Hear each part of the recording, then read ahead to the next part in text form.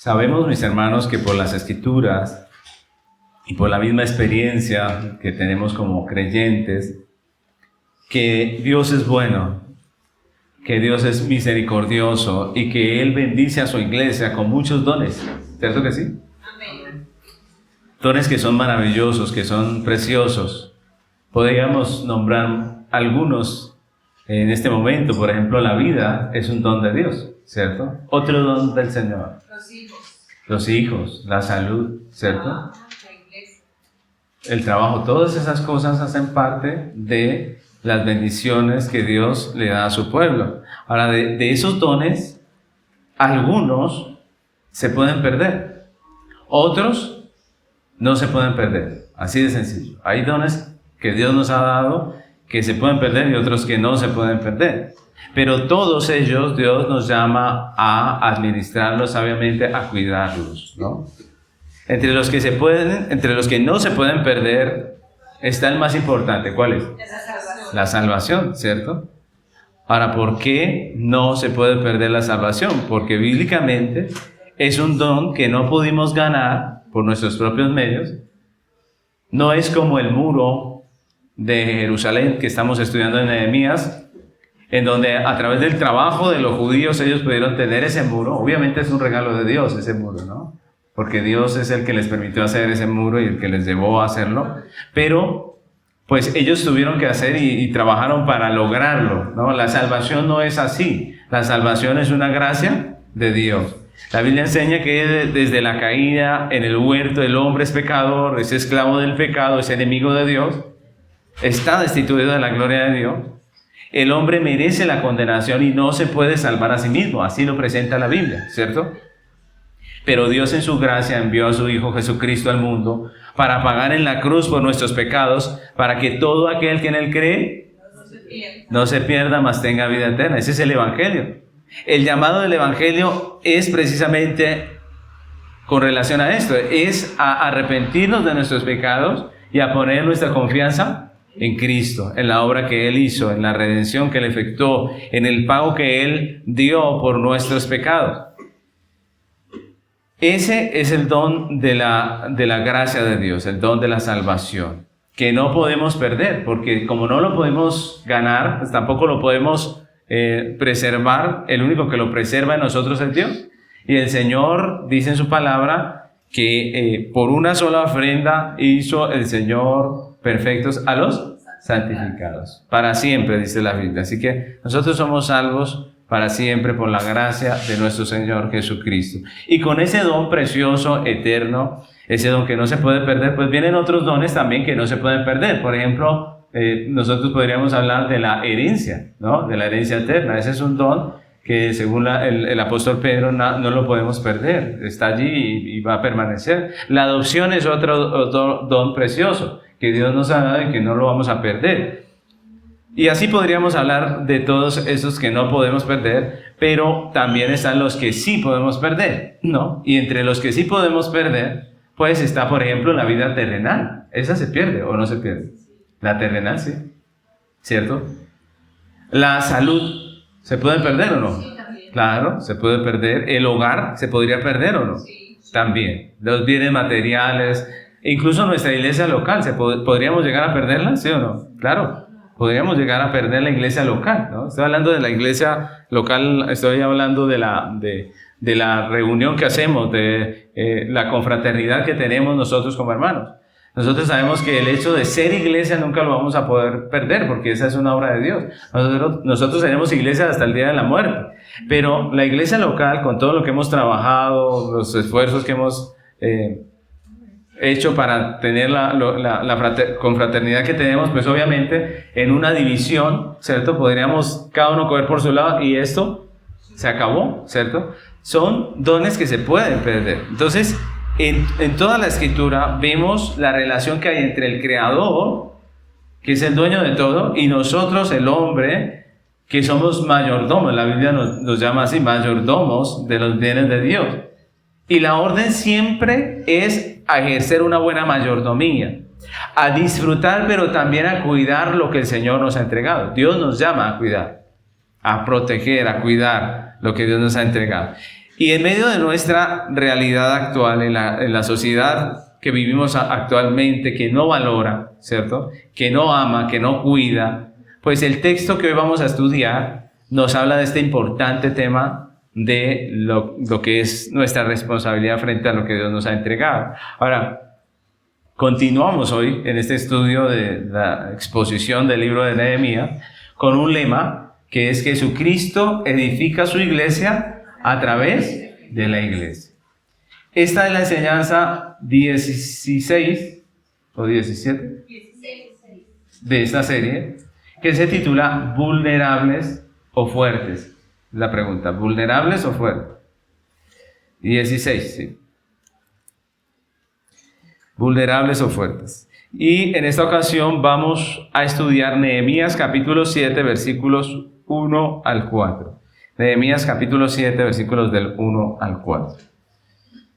Nehemías 7, del 1 al 4, dice la palabra del Señor: Luego que el muro fue edificado y colocadas las puertas, y fueron señalados porteros y cantores y levitas, mandé a mi hermano Hanani y a Ananías, jefe de la fortaleza de Jerusalén, porque era varón de verdad y temeroso de Dios más que muchos.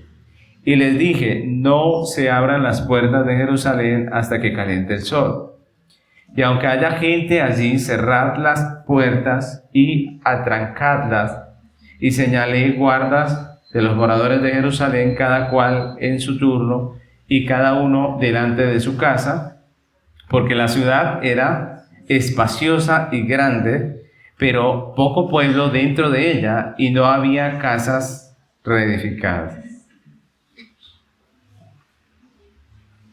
Hemos estado estudiando este precioso libro. Vimos la primera parte de nuestro texto de Nehemías, del 1 al 6, que nos habla de la reconstrucción, de los enemigos que atacaban al pueblo del Señor. Y estamos empezando el capítulo 7, que viene a ser la segunda parte del libro, que nos habla de lo que pasa después de que ya está construido el muro, y nos habla de las reformas de Nehemías. Este capítulo 7 que comenzamos hoy,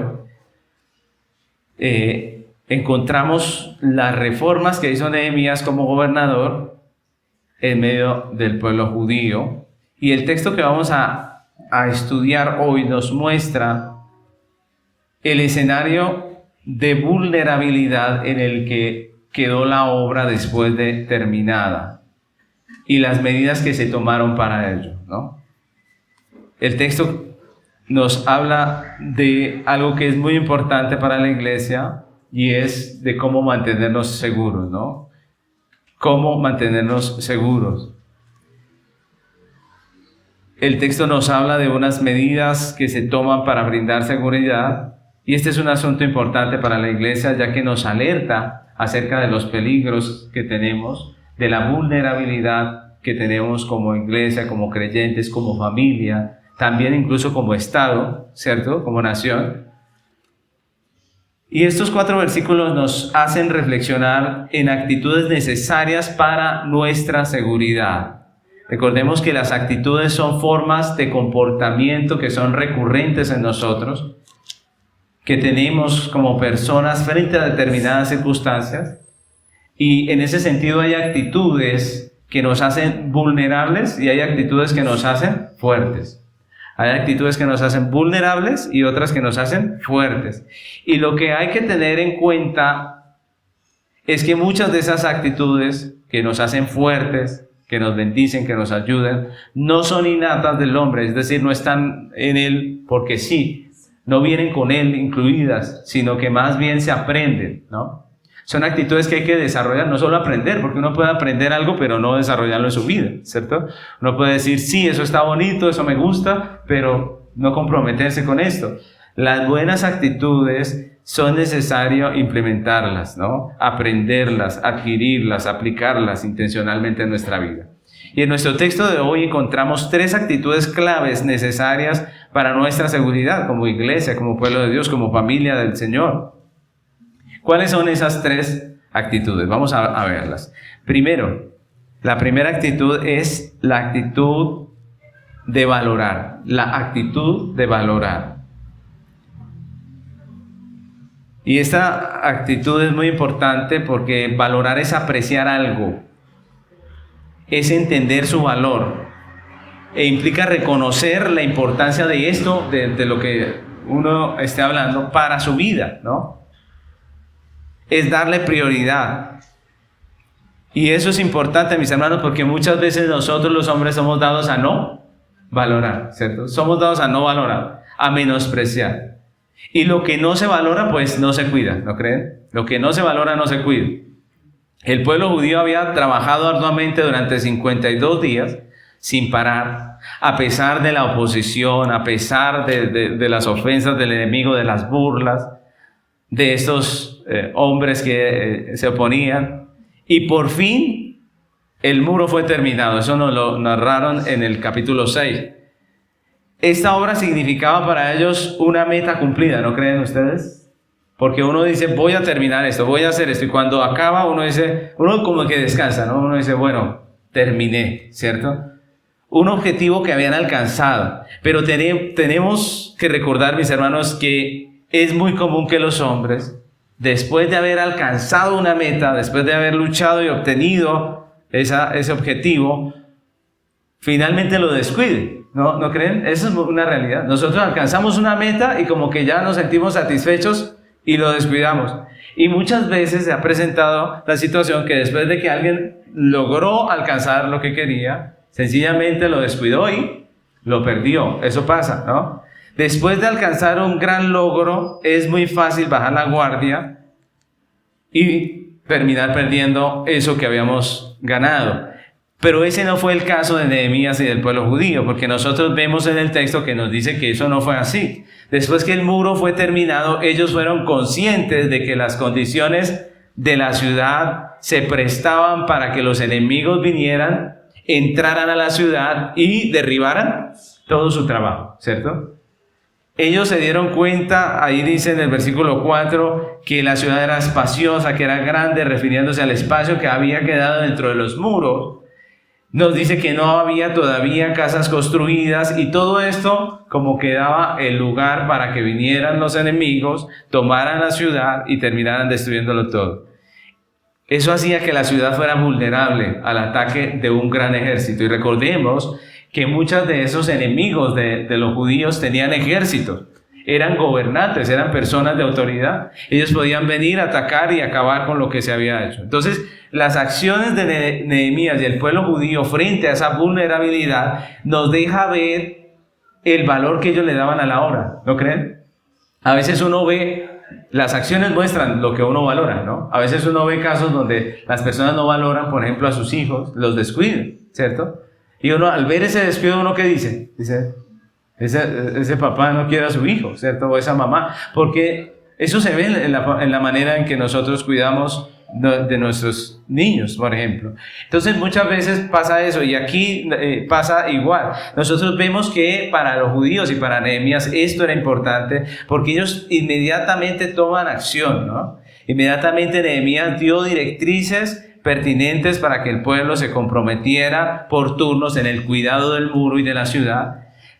Obviamente esto requería sacrificio de tiempo, ¿no creen? Si nos íbamos a turnar, imagínense que fuera nuestro caso. Nos toca turnarnos, entonces ya, ¿cuántos van a participar? Yo creo que algunos como que dejan la mano abajo, ¿cierto? Sí, mi pastor, yo sí quisiera, ¿no? Sí quisiera, pastor, pero difícil, ¿no? Pero estas personas valoraban tanto que dice que levantaron la mano todos allí y se encargaron del cuidado de la ciudad, sacrificando su tiempo, su comodidad, sus recursos. Cuidaban el muro porque valoraban, porque entendían la importancia que tenía la muralla para ellos, para la ciudad, porque sabían lo que había costado hacerlo, ¿sí o no? Sabían lo que había costado, porque entendían que no era fácil volver a construir, ¿cierto? O sea, ellos les dicen, ¿eso qué importa? Al fin y al cabo, si se la destruyen, ustedes la vuelven a armar. ¿Qué dirían ellos? Ah, sí, claro, ¿cierto? Descuidémosla. No, a ellos les había costado mucho trabajo, sudor, las cosechas, muchas cosas que dejaron ellos por estar haciendo la obra. Y yo creo que en medio de nuestra cultura actual, mis hermanos, una cultura de egoísmo, de ingratitud, que no valora lo importante, que no se compromete con nada, ¿cierto? Prefieren tener como distancia de todo, que no cuidan nada, una cultura donde todo es desechable hasta el amor, ¿cierto? Donde guardar, proteger y cuidar son defectos y soltar y dejar ir son cualidades. Hoy en día esa es la regla, ¿no? Las frases todas esto, déjelo ir, suéltelo, ¿cierto? No cuide. Que no aprecia. En medio de una sociedad como esta es necesario que la iglesia recupere una actitud que valora, mis hermanos, que valora lo que Dios le ha entregado, que cuida, que aprecia, que tiene sentido de pertenencia, que cuida lo que Dios le ha puesto en sus manos. Debemos aprender eso. El mundo está muy desconectado de las cosas. Piensa que entre menos conexión tengamos con las cosas, pues tal vez menos sufren, pero la Biblia nos llama a comprometernos, ¿no? Nos llama a comprometernos en esta vida con lo que Él nos ha entregado, ya sea con un matrimonio, sea con una ciudadanía, ¿cierto? Con todo deberíamos comprometernos. Lo que no se valora, no se cuida. Hoy en día no se valora, por ejemplo, el hogar. Y por eso se cambia de pareja como cambiar de medias, ¿no? No se valora la iglesia local. Entonces la gente, si no le gustó aquí, vaya, y si aquí no, entonces al otro. Y así y pueden recorrer toda la tierra y nunca van a encontrar una iglesia que se acomode. Y no tienen culpa con ninguna, porque al fin y al cabo lo que no se valora, no se cuida. Si no queremos perder lo que el Señor, lo que hemos adquirido en el Señor Jesucristo, de esos dones que el Señor nos ha entregado, pues debemos primeramente aprender a valorarlos, mis hermanos. Ser un creyente con una sana doctrina es valioso, ¿o no? Ser un creyente con una sana doctrina es valioso. Pues cuidemos ese privilegio. Hay muchas personas que no tienen sana doctrina. Cuidemos el privilegio precioso de ser creyentes con sana doctrina. Crezcamos cada día en el conocimiento, en la práctica bíblica. Esa es una manera de cuidar, ¿cierto? Tenemos una iglesia bíblica, eso es valioso. Nosotros sabemos lo que cuesta tener una iglesia bíblica, ¿no? Nosotros sabemos lo que cuesta. Tener una congregación, una predicación bíblica, expositiva, ceñida al texto también es muy valioso. Nunca permitamos que se pierda en esta iglesia, ¿cierto? No sabemos hasta cuándo nos tenga vivos el Señor aquí en la tierra, pero si yo faltara, siempre debe haber una predicación expositiva, ¿cierto? Porque la iglesia no es el pastor, ¿o sí? No. Siempre debe haber una iglesia bíblica, una exposición real del texto. Eso es muy valioso. Nunca permitamos que esta congregación lo pierda. ¿Nuestra comunión fraterna es valiosa? ¿Qué dicen ustedes? Claro que sí. La unidad que tenemos como iglesia local, como familia del Señor, es importante, mis hermanos. Cuidémosla. Tener una familia es valioso. Formar un hogar cristiano no es fácil. ¿O sí será fácil? No, no es fácil. Si lo tenemos, pues valorémoslo. En esta sociedad libertina y carente de compromiso, es común escuchar las discusiones de las parejas y una de las dos partes está discutiendo y dice, pues si no le gustó, si es tanto el problema, pues cada quien por su lado, ¿sí o no? Cada quien coge por su lado y listo. ¿Cuál es el problema? ¿Cierto? Esas son palabras de menosprecio hacia el matrimonio, hacia el vínculo matrimonial. Eso está bien que lo diga el mundo, pero un cristiano no debería decirlo. Porque para nosotros el matrimonio es sagrado, es un pacto ¿para cuándo? Para toda la vida. No es tan sencillo. Miren, mis hermanos, la gente habla así, la gente dice, pues nos separamos y ya, ¿cierto? Tanta vaina, pero ustedes saben que en la psicología uno de los casos más difíciles de tratar es un divorcio. Los psicólogos, una de las cosas más difíciles de superar para los pacientes de los psicólogos es precisamente un divorcio. No es tan fácil, no es como lo dicen en las discusiones, pues cada quien por su lado y se acabó tanto problema. Pero es uno de los problemas más difíciles de superar, el divorcio. No es fácil, quedan heridas muy profundas en el alma, situaciones muy, muy complejas que causan muchas veces depresión, soledad, angustia, porque no es tan fácil romper el vínculo matrimonial. Así que no, si nosotros lo entendemos, no hablemos como los del mundo, El matrimonio es algo precioso que se cuida, es algo que hay que valorar. Mis hermanos, bíblicamente el matrimonio es una unión y un compromiso delante de Dios tan importante que no es fácil de romper, ni siquiera para el que no teme a Dios. Es como dice la Escritura, hasta que la muerte los separe, y nosotros debemos valorarlo así. Los creyentes debemos valorar nuestros matrimonios, debemos amar a nuestro cónyuge, a pesar de nuestros pecados. Sabemos que el matrimonio no es sinónimo de perfección, es sinónimo de santificación. Esa es la realidad. No nos casamos porque seamos perfectos, ¿o sí? No. Nos casamos un par de pecadores para ser santificados. Entendemos el valor que tiene nuestro papel como padres, ¿cierto? Esa es una realidad. Entendemos la importante labor de los padres, del papá y de la mamá en la crianza de nuestros hijos. Todo eso lo entendemos. ¿Cómo vamos a menospreciar el matrimonio? ¿Cómo vamos a hablar tan fácil del divorcio como habla del mundo? No deberíamos hablar así. Nosotros somos de Dios, que entendemos lo que dice la Escritura. Mis hermanos, valoremos la familia que el Señor nos entregó, valoremos el hogar que Dios nos ha entregado, pero también el Estado, mis hermanos. Tener un Estado libre donde podamos predicar el Evangelio es un privilegio precioso, ¿sí o no? ¿Es valioso o no? Hay lugares donde no se puede predicar el Evangelio. Aquí sí. Aquí usted le puede compartir su fe a alguien. Pues si lo valoramos, ¿qué pasa? Cuidémoslo. No votemos precisamente por personas que nos quieren callar la boca. Porque entonces, ¿después de qué nos vamos a quejar? ¿Cierto? Cuidar es tan importante como el esfuerzo en la tarea para alcanzar, ¿no? Si usted valora el esfuerzo que hizo para alcanzarlo, pues ahora esfuércese por cuidar. Es lo que vemos aquí en este texto. Un pueblo que no hizo la muralla y la desamparó y dijo, bueno, allá que Dios la cuide. No, ellos dijeron, hay que hacer algo porque eso no es seguro todavía y hay que ponerle mucho cuidado a que no se destruya el trabajo que hemos hecho. Pues Dios nos está hablando a nosotros. Todo lo que el Señor nos ha entregado, nuestra familia, nuestro hogar, nuestros hijos, la congregación local, todas estas cosas hay que cuidarlas, hay que valorarlas, hay que trabajar por ellas. Amén.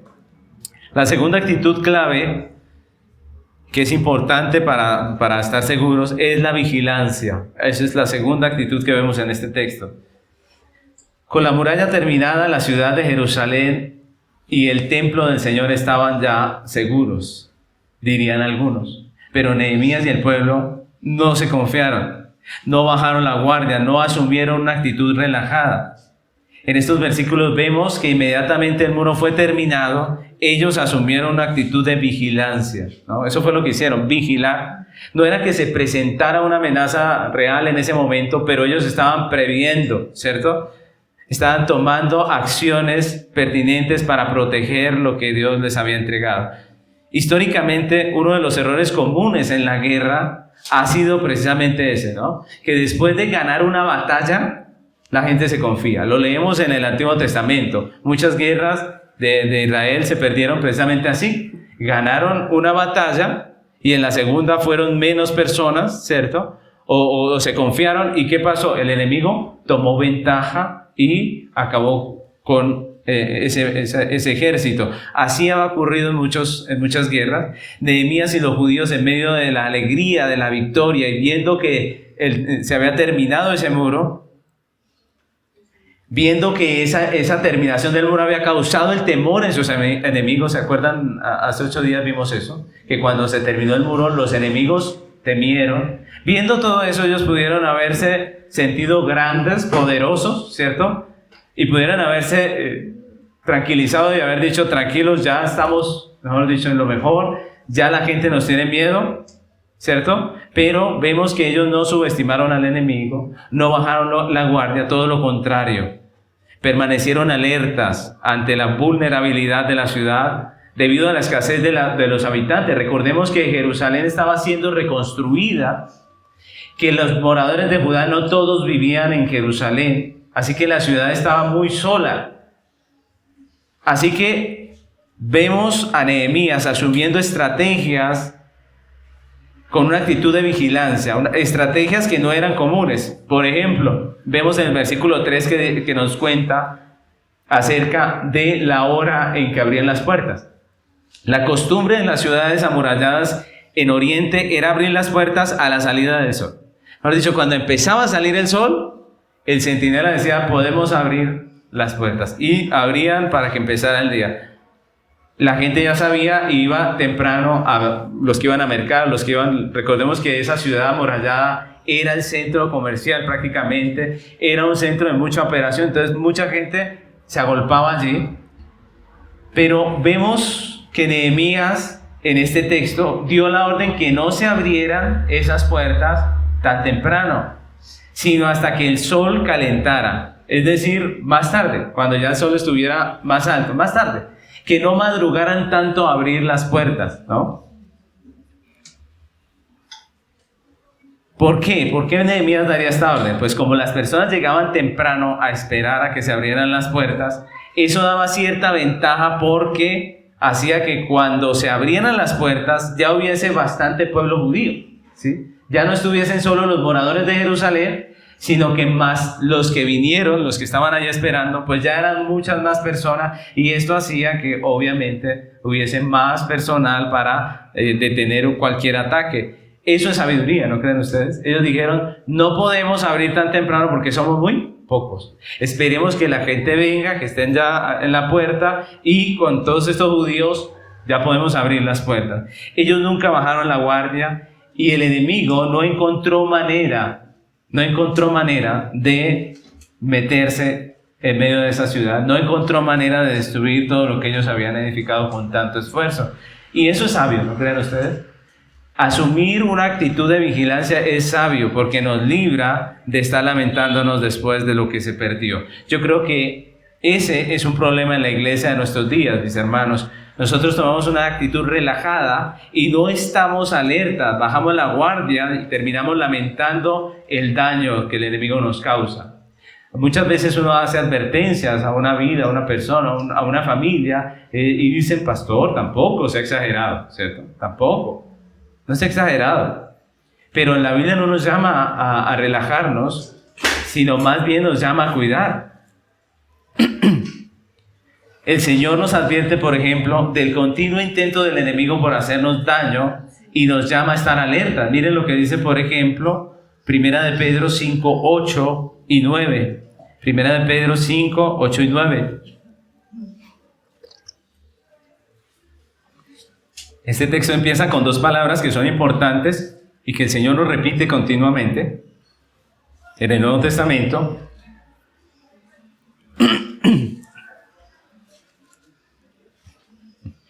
Dice la palabra del Señor, 1 de Pedro 5, 8 y 9, dice, sed sobrios, ¿y qué más? Y velad. Dos palabras, sobrios y velad. ¿Qué es sobriedad? Es no estar ebrio, ¿cierto? Es estar consciente de lo que está pasando. Eso es lo que quiere decir la palabra sobrio. Y la otra dice velad. Velad es estar despierto, permanecer despierto. Algunos piensan que es que a Dios le gusta que ore uno por allá a la 1 de la mañana. No, eso no es lo que dice el texto. Yo les pregunto, ¿será que Dios escucha más a la 1? No, ¿cierto? Dios siempre está escuchando. Lo que nos manda es a estar vigilantes. Es lo que quiere decir velar. Cuando la Biblia dice que velemos, está diciendo que estemos vigilantes. ¿Por qué? Porque vuestro adversario, el diablo, como león rugiente, anda alrededor buscando a quien devorar, al cual resistid firmes en la fe, sabiendo que los mismos padecimientos se van cumpliendo en vuestros hermanos, ¿dónde? En todo el mundo. Mis hermanos, confiar firmemente en la protección de Dios no significa que el cristiano se pueda relajar. Confiar firmemente en la protección de Dios no significa que el cristiano se pueda relajar. No significa que el cristiano pueda bajar la guardia. Recordemos lo que acabamos de aprender en la escuela dominical. Que la soberanía de Dios es cierta, pero también la responsabilidad humana. Entonces no podemos decir, Dios nos va a cuidar y relajarnos. No, el cristiano no debe bajar la guardia. Todo lo contrario, el creyente que entiende la Biblia debe estar más alerta. Más alerta. El mundo nos llama a relajarnos, a soltar, a descuidar, pero la Biblia nos dice, cuiden, guárdense. El diablo, junto a sus fuerzas infernales, dice Pedro, que anda constantemente activo buscando hacer daño a la iglesia, es lo que está diciendo ese texto. Buscando maneras de atacar a la iglesia, acosándola con tentación, con desánimo, con duda, con persecución, con una cantidad de situaciones. Y la palabra que se traduce aquí, diablo, significa acusador. El enemigo acusa a Dios delante de los hombres, como en el huerto. Recuerdan que el enemigo acusó a Dios de maldad, fue lo que hizo en el huerto. Le dijo, ¿con que Dios te ha dicho esto? Pues lo que pasa es que Dios sabe que si usted come de esto le va a ir bien. O sea, ¿cómo es Dios? Malo, ¿cierto? Es una acusación acerca de Dios. Y luego que el hombre ha caído en tentación, en pecado, ¿qué hace? Lo acusa delante de Dios. Miren cómo él es el acusado. Acusa a Dios delante de los hombres de maldad y luego acusa al hombre por su pecado delante de Dios, ¿no? Lo acusa a uno mismo, lo hace sentir vil, despreciable. Esa es la realidad del enemigo. Mis hermanos, Pedro no dice que el enemigo nos va a atacar pero que nos relajemos porque Dios nos cuida, o sí. ¿Sí dice así? No. Nos dice que confiemos en Dios, pero estemos alerta, velando, con una actitud vigilante frente a las acechanzas del diablo y que lo resistamos, dice ahí el texto. Resistamos al diablo. Que no accedamos a sus pretensiones, es lo que está diciendo. Y en este sentido, la iglesia no debe ir a ninguno de los dos extremos. Recordemos que el pecado siempre es irse para cualquiera de los dos extremos. Entonces no puede relajarse y bajar la guardia en su hogar, con sus hijos, con su iglesia, pero tampoco puede pasar el extremo de la sobreprotección, que ese es otro extremo pecaminoso, que es del que prácticamente no confía en Dios. No, nosotros estamos en la mitad, en el centro, en lo doctrinal, en lo bíblico. Nosotros debemos armonizar las dos cosas, la confianza en Dios y nuestra responsabilidad como mayordomos de cuidar, mis hermanos. Porque el que ya sobreprotege pasa a ser como aquellos que inventaron el monasterio. ¿Recuerdan? Los del monasterio fue los que dijeron, en el mundo hay contaminación, nos vamos a untar del pecado. Entonces, para los que no quieren untarse del pecado, todos nos vamos a congregar en el monasterio y vamos a purificar nuestras almas. ¿Qué pasó en los monasterios? ¿Allá se acabó el pecado? No, todo lo contrario. Allá fue donde más pecado hubo después, ¿no? Entonces miren cómo eso no soluciona el problema. El problema lo soluciona siendo bíblicos, cuidándonos de la manera bíblica. Mis hermanos, la Biblia nos llama a estar en el mundo, pero no ser del mundo. Es lo que dice la Biblia. Nos llama a estar en el mundo, pero no ser del mundo. Por ejemplo, en el matrimonio sabemos que vamos a ser tentados en este mundo a ser infieles, ¿no creen? Los que somos casados. Vamos a ser tentados a ser infieles. A romper el pacto que hicimos delante de Dios con nuestras esposas y las hermanas con los esposos. No podemos escondernos del mundo, ¿o sí? ¿Nos escondemos para que el mundo no nos dañe? ¿Qué dicen ustedes? No. Pero tampoco podemos confiarnos porque sabemos que el enemigo tienta a los matrimonios, ¿o no? Claro. Y que nuestra carne es pecaminosa y débil, ¿no? Así dijo el Señor. Velad y orad para que no entréis en tentación. El espíritu a la verdad está dispuesto, pero la carne es débil. Debemos, como Nehemías, tomar medidas para evitar que el enemigo pueda entrar y dañarnos, mis hermanos. Nehemías tomó las medidas necesarias, pues nosotros en nuestros hogares también tomemos medidas para que el enemigo no nos dañe. Con nuestros hijos, el enemigo va a intentar apartarlos de la fe, eso es obvio. Incitarlos a su propio pecado a través de influencias de sus amigos, de sus profesores, de los medios de comunicación. ¿Qué hacemos? ¿Los escondemos del mundo? No, no se puede. No, porque el corazón de ellos ya es pecaminoso, ¿o no? Mire, así lo estuviéramos encerrados. La realidad es que el corazón de ellos es pecaminoso. Esa es la realidad. Entonces, no debemos nosotros escondernos, todo lo contrario. La Biblia dice que somos luz. Pero sí es sabio tomar medidas. Nosotros, por ejemplo, sabemos que aunque los cuidáramos de todo su entorno, en realidad el pecado está en su corazón. Ahora, brindarles un buen entorno es sabio, ¿o no? Claro, es sabio. Pero esa no es la manera de cuidarlos. La Biblia nos dice que ellos son pecadores. Lo que debemos cuidarlos es a través de enseñarles la palabra de Dios. Como iglesia no podemos estar relajados. Sabemos que el enemigo va a intentar dañar a nuestros hijos. Y debemos estar preparados tanto en la doctrina como en la práctica para ayudarles a ellos. Hechos capítulo 20, versículo 29 dice así. Miren, hablando de la iglesia también, en la iglesia vemos la misma situación. En la iglesia vemos que el enemigo nos quiere dañar. ¿Y qué hacemos? ¿Nos escondemos? No. ¿Hacemos monasterios? No. ¿Pero nos relajamos? Tampoco. Hechos 20, 29 dice así. Porque yo sé que después de mi partida entrarán en medio de vosotros lobos rapaces que no perdonarán al rebaño. Está hablando el apóstol Pablo. Se está despidiendo de la iglesia de Éfeso. Y lo que les dice no es, Dios los va a bendecir y los mejores años de su vida están por venir. ¿Se les dice así? Así hubiera dicho un apóstata de los de hoy en día, ¿sí, no? Las cosas más maravillosas, el año ya se me olvidó de todas las cosas bonitas. No, él les dice, yo sé que después de que yo me vaya de aquí, van a venir lobos rapaces que no perdonarán al rebaño. Y de vosotros mismos se levantarán hombres que hablen cosas perversas para arrastrar tras sí a los discípulos. Por tanto, velad, acordaos que por 3 años, de noche y de día, no he cesado de amonestaros con lágrimas a cada uno. ¿Qué les manda hacer? Les dice, el enemigo los va a atacar. ¿Qué les dice? Velen. ¿Qué quiere decir velar? Estar vigilantes, tener una actitud vigilante. Y luego les dice en el 32, ¿cómo lograr esa actitud? Dice, y ahora hermanos, os encomiendo ¿a quién? A Dios y a la palabra de su gracia que tiene poder para sobreedificaros y daros herencia con todos los santificados. No simplemente dijo, les encomiendo a Dios, no, dice a Dios y a su palabra, ¿cierto? Estudien la palabra, no quieren ser divididos, destruidos por las falsas doctrinas. ¿Qué pasa? Estudien la palabra, mis hermanos. Estudiemos la palabra, que no nos cuenten con los engaños de este mundo, que nosotros podamos estar firmes en la palabra.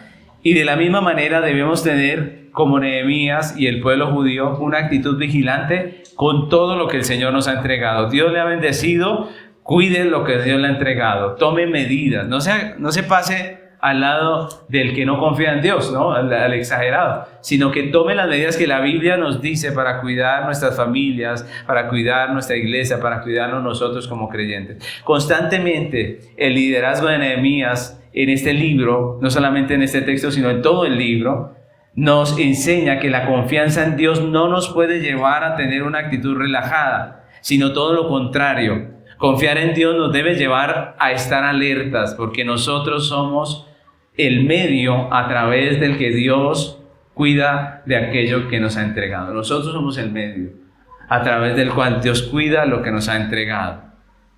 Por eso nos llama la atención, por eso nos hace responsables.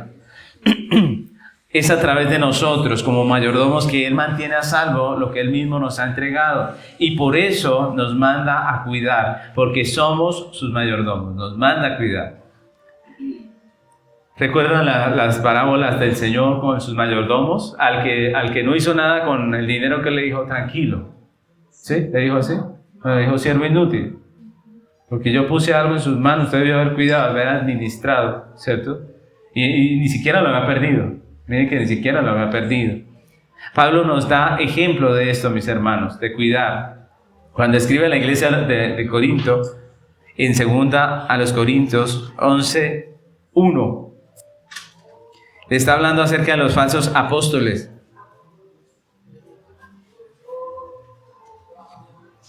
Y dice 2 a los Corintios 11:1, vamos a leer hasta el 4, dice, ojalá me toleréis un poco de locura, sí, toleradme, porque os celo con celo de Dios, pues os he desposado como un solo esposo para presentaros como una virgen pura a Cristo.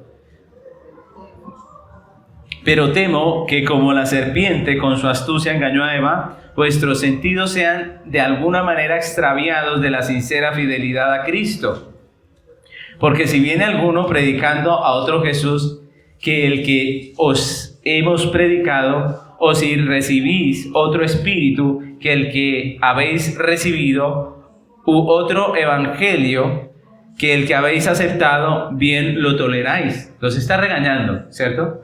¿De qué los amonesta? ¿De por qué los regaña? Porque ellos dejaron entrar a unos falsos que enseñaban otro evangelio, que hablaban de otro espíritu, y ellos lo toleraron, lo recibieron, lo dejaron enseñar.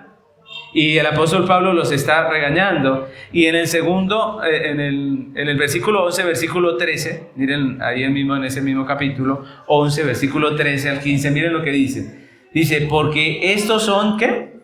Falsos apóstoles. El 13. Obreros fraudulentos que se disfrazan como apóstoles de Cristo. Y no es maravilla, porque el mismo Satanás se disfraza como ángel de luz. Así que no es extraño si también sus ministros se disfrazan como ministros de justicia, cuyo fin será conforme a sus obras. Miren, hermanos, este pastor estaba regañando a su iglesia, ¿por qué? ¿Porque la apreciaba o porque no la apreciaba? Porque la apreciaba. Si no apreciamos los pastores, la congregación, pues nosotros no llamamos la atención, pero cada vez que predicamos y la congregación se siente incómoda muchas veces por lo que está diciendo el pastor, miren que uno no lo hace de apostas, les confieso, nosotros los pastores no lo hacemos de apostas, pero Dios en medio del texto habla de diferentes temas. Yo a veces le digo a mi esposa, que uno se siente mal, porque uno no le preparó eso pensando en nadie, pero muchas veces la gente le dice a uno, pastor, usted lo dijo por mí, ¿cierto? Y eso no es así, mis hermanos. Uno está bregando como pastor bíblico, uno está bregando a seguir el texto, a ser fiel al texto. Eso está pensando uno ni siquiera se cae en cuenta muchas veces que esto puede ofender a alguien. Uno simplemente predica lo que dice la Biblia y no debemos tenerlo en cuenta, porque entonces no podríamos hablar lo que Dios quiere hablar, ¿cierto? Pero eso pasa. ¿Por qué Pablo amonestaba a su iglesia? Pues porque los amaba, porque les interesaba, porque sentía amor por su iglesia, y él los amonesta, los regaña, les dice, cuidado, porque ustedes le abrieron la puerta al que no debían, ¿cierto? Porque son obreros fraudulentos y debieron haberlos identificado, pero todos dijeron amén. Y es un regaño del apóstol Pablo para su iglesia. Si valoramos lo que Dios nos ha entregado, como Dios mismo nos mandó, debemos cuidarlo. A veces los hijos se molestan con los papás porque son canzones, pero es que nosotros, Dios nos entregó hijos para cuidarlos, ¿cierto? No para entregárselos al mundo, para cuidarlos. Y mientras vivamos estaremos haciendo la obra. Aprécienla a ellos o no la aprecien. Cada vez que tenemos contacto con nuestros hijos, así sean viejos, así sean grandes, nuestro deber como padres es hablarles del Señor, es llevarlos a Cristo, ¿sí? No hostigarlos tampoco, ¿no? Pero esa es nuestra intención. Debemos ser intencionales con el trato a nuestros hijos, siempre hablarles del Señor, siempre recordarles que el camino es Cristo. Si valoramos lo que Dios nos ha entregado, lo vamos a cuidar como Dios nos manda. La tercera actitud clave para mantenernos seguros es una actitud de organización. Y esto es algo muy interesante, porque Nehemías y los judíos sabían que la oposición del enemigo no era casual. Era sistemática, era constante. Y por eso la respuesta de ellos frente a esa oposición, pues tampoco podía ser una respuesta circunstancial, emocional o pasajera, sino que tenía que ser una respuesta organizada, sistemática, ¿cierto? Es decir, el enemigo iba a venir hoy, pero mañana también, y pasado mañana también. Entonces ellos tenían que organizar una vida de tal manera que estuvieran protegidos. Y es lo que hace Nehemías. Esto es importante porque una actitud organizada de orden es indispensable para mantenernos seguros, mis hermanos. Y nosotros podemos ver esa actitud de organización en Nehemías y en el pueblo judío, primeramente, respecto a la autoridad. Al respeto al orden establecido. Miren lo interesante. Ellos entendían que respetando la autoridad y el orden establecido iban a estar mejor, iban a estar seguros, ¿no? Y esa es una realidad que vemos allí. A pesar de que Nehemías era un hombre de autoridad, no solo en este texto, sino en todo el libro podemos ver que él respetaba las autoridades. Incluso las que no estaban de acuerdo con él las respetó. El versículo 2 dice que cuando empezó a organizar el pueblo para proteger la obra, ¿a quién le habló primeramente? Dice que habló con su hermano y con Ananías, que era jefe de las fortalezas de Jerusalén. Miren que no fue el primero al pueblo, no, él fue primero al jefe de las fortalezas. Él sabía que había un orden, ¿no? Nehemías siguió el conducto regular, transmitió a través de ese hombre que tenía autoridad las órdenes específicas para el cuidado de la ciudad, y eso hizo que las cosas funcionaran. Dice, hermanos, si él hubiera pasado por encima de este hombre, ya tendría un enemigo, ¿no creen ustedes? Ya tendría un problema. Tal vez el pueblo no iba a obedecer de la misma manera a Nehemías que si él lo hacía por medio de este hombre. Entonces miren cómo es sabio cuando nosotros tenemos un orden, cuando respetamos la autoridad. Nehemías siguió ese conducto regular y respetó la autoridad de las personas que estaban allí a cargo. También vemos su actitud de organización al desarrollar una estrategia específica en el horario de la apertura de las puertas de Jerusalén para evitar quedar en una situación vulnerable. Eso es organización. ¿Cuándo se debía cumplir esa regla? Todos los días, ¿cierto? Todos los días. Y también vemos la organización de Nehemías y del pueblo judío en el hecho de que señalaron guardas de los moradores de Jerusalén por turnos. Miren que eso es sabio. Ninguno podía quejarse y decir, uy, pastor, uy, Nehemías, pero a mí me tocó más tiempo, ¿cierto? No, todo tenía una regla, todo estaba por turnos, de tal manera que era fácil obedecerlo. Recordemos que cuando vimos la reconstrucción aprendimos que en Jerusalén muchas casas fueron construidas en el muro. Es decir, parte de la casa era el muro de Jerusalén, ¿no? Entonces, Nehemías lo que hace aquí es organizar todo de tal manera que cada quien frente a su casa pudiera cuidar. Entonces, por ejemplo, aquí está la familia Velázquez y se turnaban, ¿no? Le toca a Juancho hasta las 6 de la mañana, ¿cierto? Y luego seguía José, ¿cierto? Hasta tal punto. Y de tal manera que había una vigilancia constante. ¿En qué momento podía entrar el enemigo? En ningún momento. Todo estaba cubierto por turnos. La seguridad estaba completa y esa organización permitía que la ciudad estuviese constantemente segura, protegida de una incursión de los enemigos. Y lo mismo es cierto, mis hermanos, cuando hablamos de la iglesia, cuando hablamos de nuestras vidas. La posición del enemigo es constante, ya lo vimos, ¿cierto? Es sistemática. Él anda como león rugiente, buscando a quien devorar, va a estar constantemente. Nuestra respuesta no puede ser circunstancial, emocional, pasajera, debe ser organizada, debe ser sistemática. Todos los días debemos fortalecernos en el Señor y en el poder de su fuerza, no es negociable. El Padre Nuestro es una oración para cada ¿cuánto? Todos los días. El Señor dijo, el pan de cada día. Ustedes se dan cuenta que Él pudo haber dicho, el pan de este mes, dánoslo eso, ¿no? Pero Él dijo, el pan de este día, dánoslo, ¿cierto? Ayúdanos hoy, susténtanos hoy. Mis hermanos, todos los días, nuestra respuesta no puede ser aislada, no puede ser pasajera, no. El enemigo está constantemente organizado para molestar a la iglesia, para afectarnos, para dañarnos, pues nosotros también debemos ser sistemáticos y organizados. Si no queremos permanecer vulnerables al enemigo, sino estar seguros, la Biblia nos enseña que debemos tener una actitud organizada de orden, una actitud de respeto a las autoridades, como nos mostraba el texto, y al orden establecido en todas las instituciones. Dios nos manda eso, ¿no creen ustedes? En la iglesia debemos estar sujetos a la autoridad, y en el hogar, y en el Estado también. Por eso, una y otra vez Dios nos recuerda ese deber. Los hijos, dice la Biblia, deben estar sujetos a sus padres, dice. La mujer debe estar sujeta a su marido. Los ciudadanos deben estar sujetos a sus gobernantes. La iglesia debe estar sujeta a su pastor. Constantemente el Señor nos habla de la sujeción. ¿Por qué? Porque las autoridades no se equivocan, pregunto. Las autoridades no son pecadores. Es la pregunta. ¿Por qué entonces nos sujetamos a ellos si no son perfectos? Miren que eso es un silogismo del mundo que está equivocado. La Biblia no nos llama a seguir la autoridad porque sea perfecta. sino porque es la autoridad, porque es el orden que Dios estableció. La sujeción y la autoridad es un orden sin el cual estamos expuestos a la división, a la contienda y a la anarquía. Solo puede haber familias, iglesia y Estado en una relación de autoridad y sujeción. Sin eso no hay nada de esto. Sin eso no hay hogar. ¿Por qué muchos se niegan a formar familia? Porque saben que ese ingrediente está ahí. La mujer dice, yo no me lo voy a sujetar a un hombre, ¿cierto? ¿Se han escuchado eso?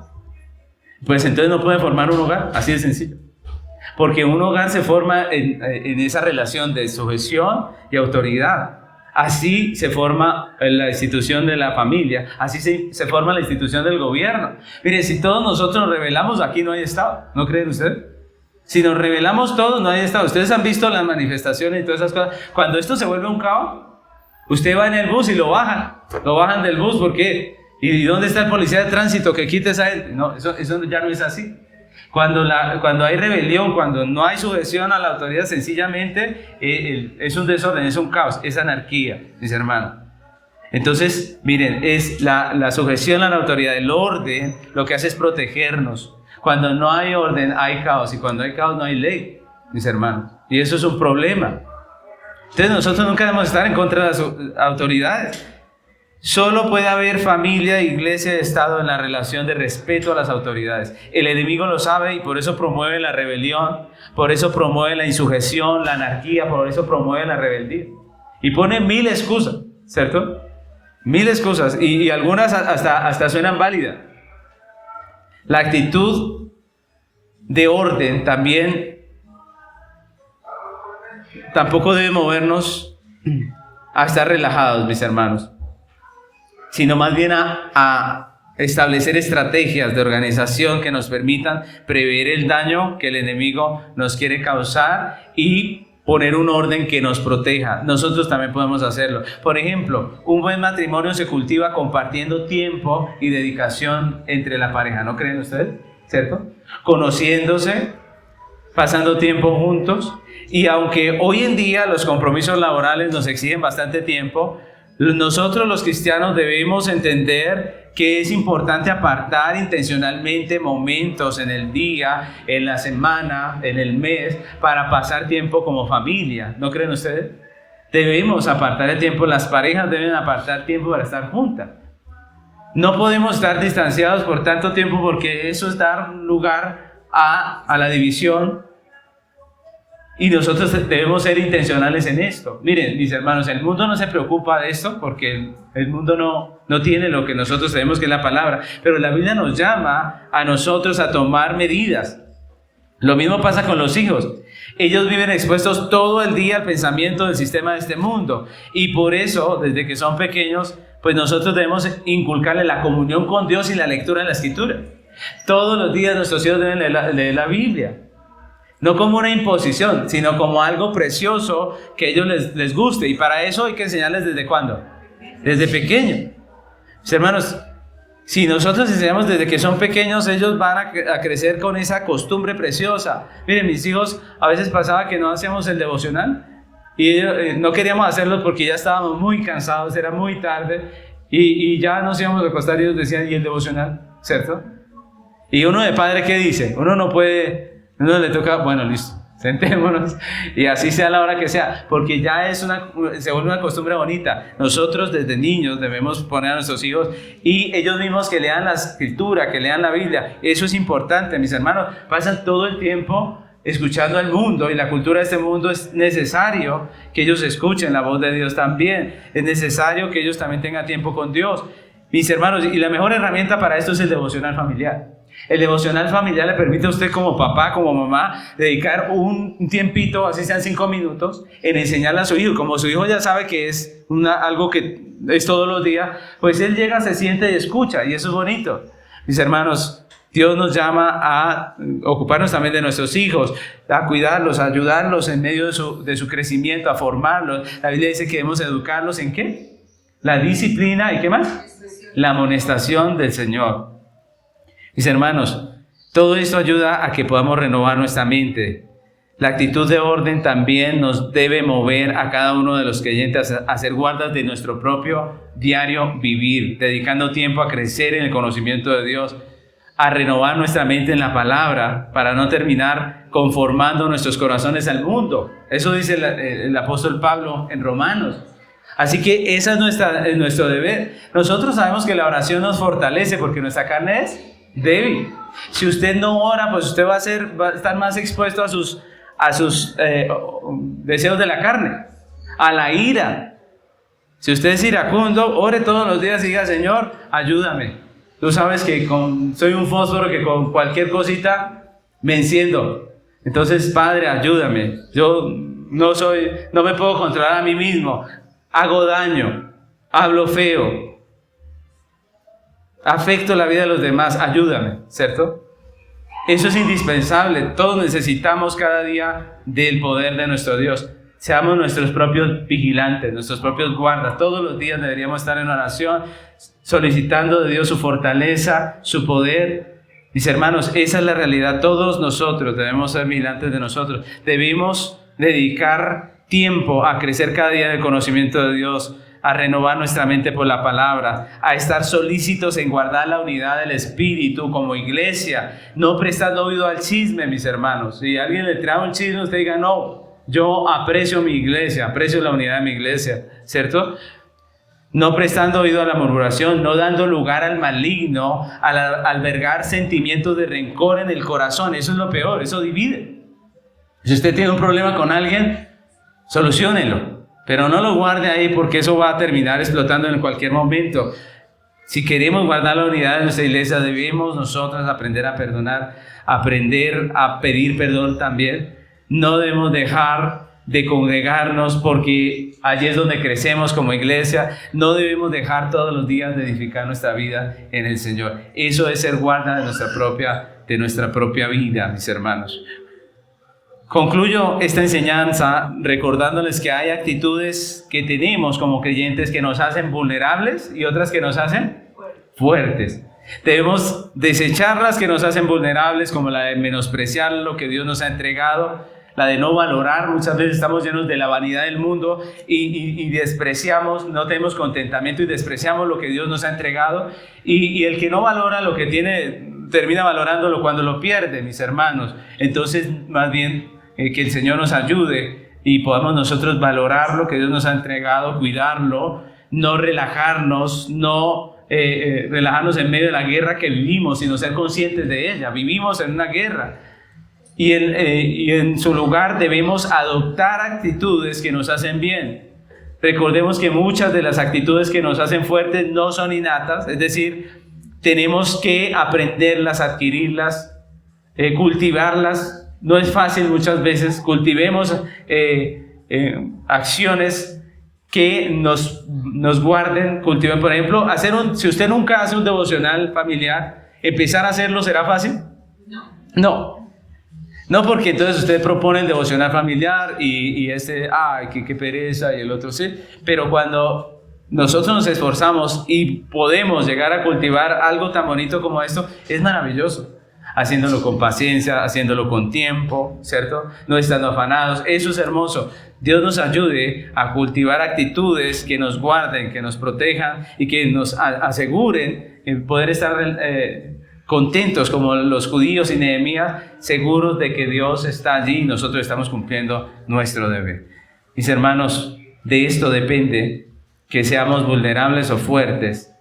Así que pidámosle al Señor que nos ayude a cultivar estas actitudes que son importantes para vivir de una manera más juiciosa, más segura, y donde no vamos a perder aquello que Dios nos ha entregado, que nos ha costado en muchas maneras, nos ha costado tanto, que amamos tanto y que no queremos perder. Así que les invito a que terminemos este tiempo poniéndonos de pie, orando al Señor, pidiéndole que nos ayude. Mis hermanos, hace un tiempo tuve que dar una consejería a una persona que había perdido su hogar. Era una persona creyente que por mucho tiempo no cuidó de su hogar, no hizo lo que tenía que hacer. Como que siempre aplazó la solución de su problema y hubo un momento en que ya esto no tenía solución. En un momento así es muy doloroso para la persona tener que perder su familia, su hogar.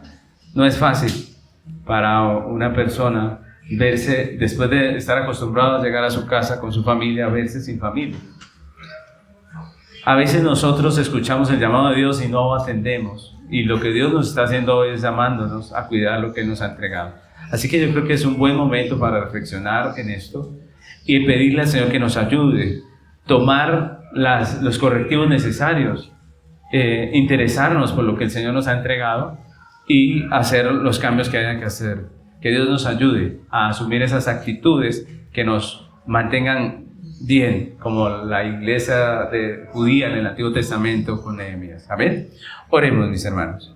Señor amado, queremos hoy agradecer tu palabra que nos habla, que nos advierte, que nos llama la atención, Señor.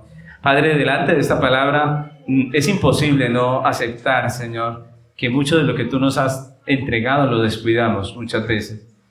Que nos entretenemos en las cosas de este mundo, nos llenamos de vanidad y terminamos menospreciando lo que tú nos has entregado, como que lo damos por hecho, como que todos los días despertamos con esto y decimos, nunca nos va a faltar. Pero Padre, tú nos estás llamando en la atención, Señor, con este texto donde los judíos y Nehemías toman medidas para no perder el trabajo que habían hecho. Ayúdanos, Padre, ayúdanos como iglesia local, guárdanos, Padre, ayúdanos a estar alertas para no permitir que entre la falsa doctrina, para que nadie nos pueda dividir, no puedan entrar y dañarnos.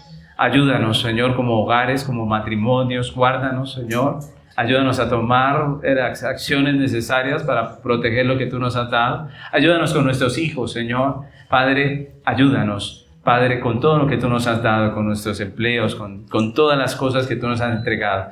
Que no tomemos nosotros una actitud relajada ante nuestro deber como mayordomos de cuidar. Ayúdanos, Señor, que tampoco nos pasemos al otro lado del que no confía en ti, sino que podamos actuar de manera bíblica, como lo hizo Nehemías y el pueblo judío. Ayúdanos, Señor. No es fácil, como nos enseñabas hoy, cultivar esas acciones, esas actitudes correctas para estar protegidos. Ayúdanos, Señor. Ora por las familias de la congregación para que las fortalezcas. Padre, por esta iglesia, para que nos ayudes, nos bendigas. Y ruego, Padre, para que cada uno de nosotros pueda ser guarda de su propia vida, de su propio crecimiento como creyente, de su propia relación contigo, de sus hogares. Señor, ayúdanos. Señor, te lo pedimos. También te pedimos por nuestra nación. Ayúdanos para que este privilegio que tenemos de predicar el Evangelio con libertad, nunca, Señor, lo perdamos. Ayúdanos. Te lo pedimos en el nombre de Cristo Jesús. Amén.